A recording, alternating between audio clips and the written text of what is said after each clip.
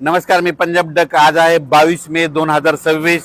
मी नेपाळमध्ये आणि नेपाळहून आता आम्ही काय झालं की लुंबिनीहून आता आम्ही चाललो मनोकामना देवीकडे काठमांडू रोडवर येतं. तर ह्या ठिकाणी जात असताना महाराष्ट्रातल्या सर्वप्रथम शेतकऱ्याला अंदाज देणार आहे. महाराष्ट्रामध्ये आज तुम्हाला सांगू इच्छितो की आज 22 तारखेला 22 आणि 23 तारखेला महाराष्ट्रामध्ये, पश्चिम महाराष्ट्रामध्ये आणि मराठवाड्यामध्ये काही ठिकाणी विजेच्या कडकासह एक मान्सून पूर्व अवकाळी पाऊस पडणार आहे, म्हणून हा अंदाज लक्षात घ्यायचा. सांगायचं झालं तर हा पाऊस कोल्हापूर जिल्हा, सांगली जिल्हा, सातारा जिल्हा, पुणे जिल्हा, अहिल्यानगर, नाशिक सहित त्याच्यानंतर परभणी जिल्हा, संभाजीनगर जिल्हा, जालना जिल्हा, बीड जिल्हा, लातूर जिल्हा, धाराशिव जिल्हा,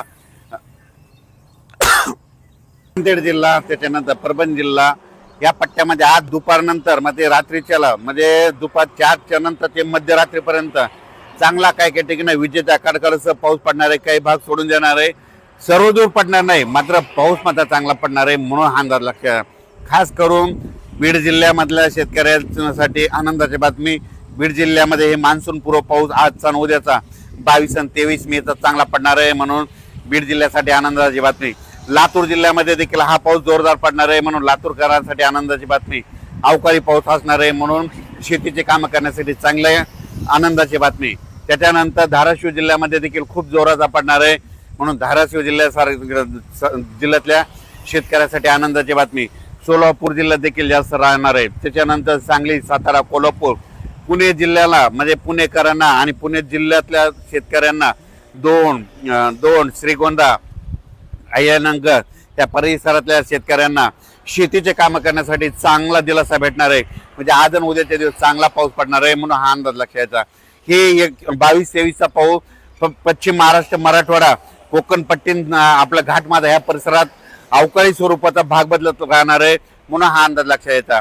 हा पाऊस मात्र विदर्भात मात्र जास्त पाऊस नसणार आहे, म्हणून विदर्भातल्या शेतकऱ्यांनी अंदाज लक्षात घ्यायचा.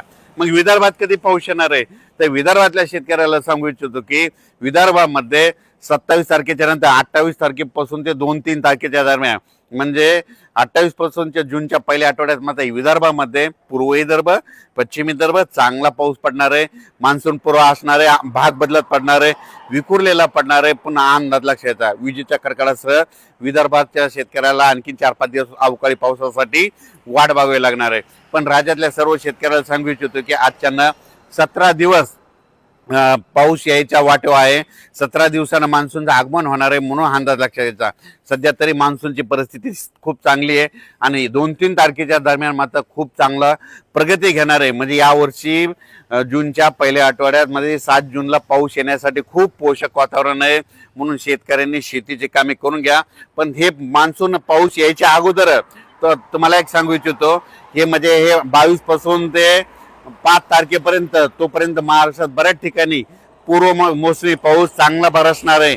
म्हणजे काही ठिकाणी पाणी साचणारा पडणार आहे. सर्व शेतकऱ्याला सांगू इच्छितो, हे जे अवकाळी पाऊस असतो हे सर्वदूर कधीच पडत नसतो, 5-5 किलोमीटरहून बदलत असतो, म्हणून हे सर्वप्रथम लक्षात यायचं.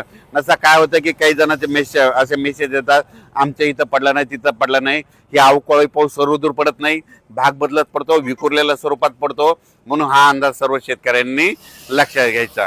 काल देखील पाहू शकता नाशिक जिल्हा, अहिल्यानगर, पुणे जिल्ह्यात बऱ्याच ठिकाणी पावसाच्या सरी कोसळल्या, अवकाळी पाऊस पडला, इकडं पश्चिम महाराष्ट्रात पडला.